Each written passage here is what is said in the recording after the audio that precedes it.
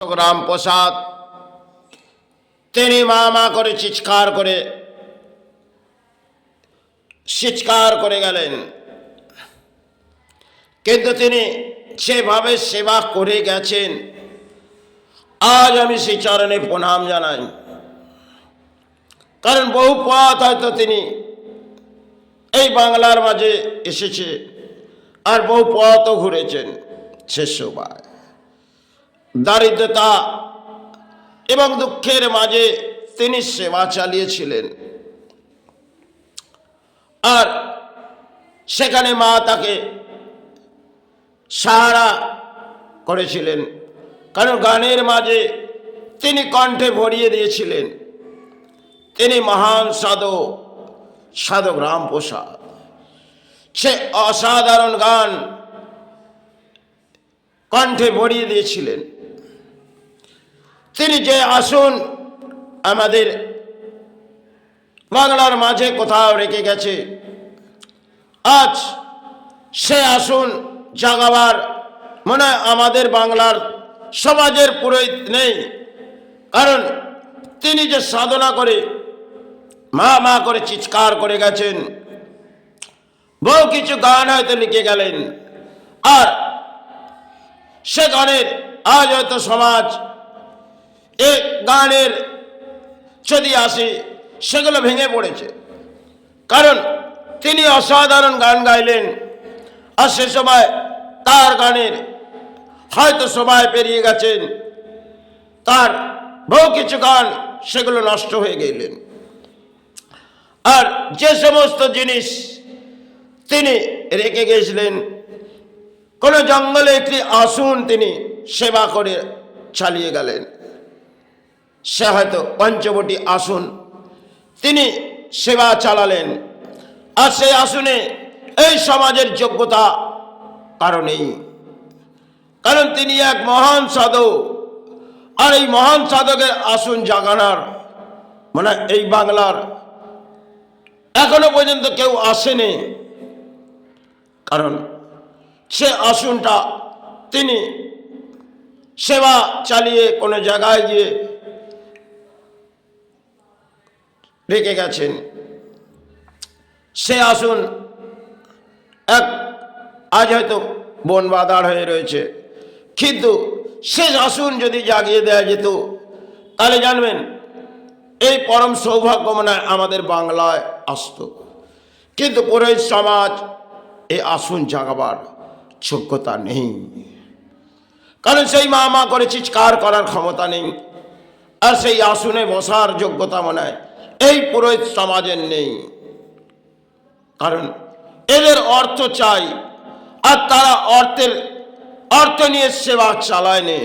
তারা মহান সাধক ছিলেন। সে যে এসেছিলেন সাধক রামপ্রসাদ, তো আজ থেকে বহু সময় পেরিয়ে গেছে, 350 বছর হয়তো পেরিয়ে গেছে। তিনি বুঝলেন যে আবার কেউ আসছে। তার অন্তরের অসাধারণ ব্যাখ্যা আজও মনে হয় আমি যদি কণ্ঠে নেই।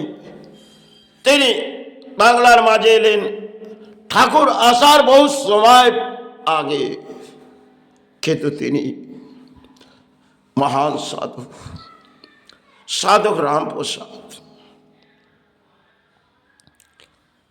দারিদ্রতা আর দুঃখের মাঝে এসেছিলেন, এমন সময় কাটলো পথে গেলেন। কারণ ঘরের মাঝে কোনো অন্যের আহার নেই, আর পরিবারকে ব্যাখ্যা করলেন সে আজ কিছু নিশ্চয়ই বহু পথ ঘুরলেন,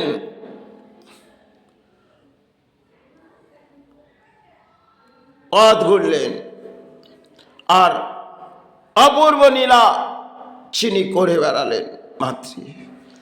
যখন তিনি বসস্থানের দিকে রওনা দিচ্ছেন মা মা করে, কারণ তিনি ব্যাখ্যা করে গেলেন সে আজ কিছু অন্যের আহার, কেন পরিবার সন্তান থাকলে তাদেরকে অন্ন দিতে হবে। আর সাধক রামপ্রসাদ সেবা ছেড়ে পথে গেলেন। সে মা, একটা দিন কেটে গেছে, কোনো অন্যের আহার আসেনি। মা চাই, মা পথে যায়। তিনি পথে গেলেন, বহু পথ করলেন, আর ভাড়া দুকর গড়িয়ে এলেন। ভাড়া দুকর গড়ি, সে মা, আজ তো বহু পথ করলাম, কিছু উপায় খুঁজে পেলাম না। আস্তে আস্তে বসস্থানের দিকে রওনা দিলেন। চোখের জল গড়িয়ে এলেন, চোখের জল গড়িয়ে এলেন। তিনি তো মহান সাধক। চোখের জল গড়িয়ে এলেন। সে মা, পাড়া দুকর গড়িয়ে এলো, চাই মা বাসস্থানে ফিরে যায়। অপূর্ব নীলা মাতৃক করে বেড়ালেন। তিনি আস্তে আস্তে বসস্থানের দিকে রওনা দিলেন। আর এক নারী রূপে মাতৃ প্রবেশ করলেন। আজ হয়তো সে সমস্ত ব্যাখ্যা আমরা ভুলে গেছি, কারণ করুণাময়ী তিনি অপূর্ব লীলা করলেন। সে এটাকে সাধক রামপ্রসাদের বাসস্থান। তার পরিবার বললেন, হ্যাঁ, সন্তানরা অন্যের আহাক্ষরের জন্য ভাইয়ের কাছে অন্ন চাইছে, আর ঘরে তো কিছুই নেই। কিন্তু সে রাত, সেদিন ওনার সাধক রামপ্রসাদের জীবনে ছিল। তাই মা তাকে অপূর্ব নীলা করে বেরিয়েছিলেন। যখন তিনি বসস্থানে প্রবেশ করলেন, পরিবারকে ব্যাখ্যা করলেন, সে দেখো, আজ তো বহু পথ করলাম, কিছুই উপায় খুঁজে পেলাম। পরিবার ব্যাখ্যা করলেন, কেন গো, আজ তো বহু অন্যের আহার এসেছে। চোখের জল গড়িয়ে এলেন। সে কে অন্যের আহার দিল? পরিবার ব্যাখ্যা করলেন, সে এক বৃদ্ধ নারী, তিনি যে এলেন, আর সেটি তোমার নামে ব্যাখ্যা করলেন, আর সেটি আমি গ্রহণ করলাম। আর এই দেখো, তোমাদের সন্তান, তোমার সন্তান অন্যের আহার গ্রহণ করছে। সে সমস্ত ব্যাখ্যা সে সময় তিনি মা করে গেছেন।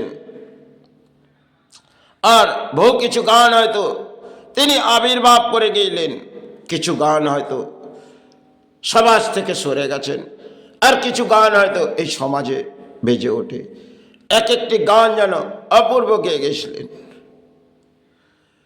কারণ আজ হয়তো এই সমস্ত গান বাজে, কিন্তু এই গানের মর্যাদা সমাজ দিতে পারবে না, কারণ এই গান সারা অপূর্ব গেয়ে গেছে।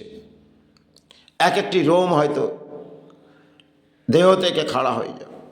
তিনি যে মহান সাধক ছিলেন, বাংলার মাঝে এসেছিলেন।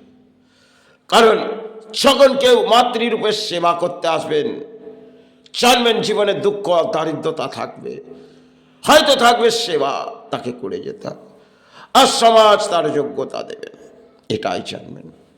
তাই সাধক রামপ্রসাদ তিনি বসস্থানে সেবা করেছিলেন, আজ হয়তো আমি করে যাচ্ছি, কিন্তু দারিদ্রতার দুঃখের মাঝে কাটিয়ে গেল এক মহান সাধক।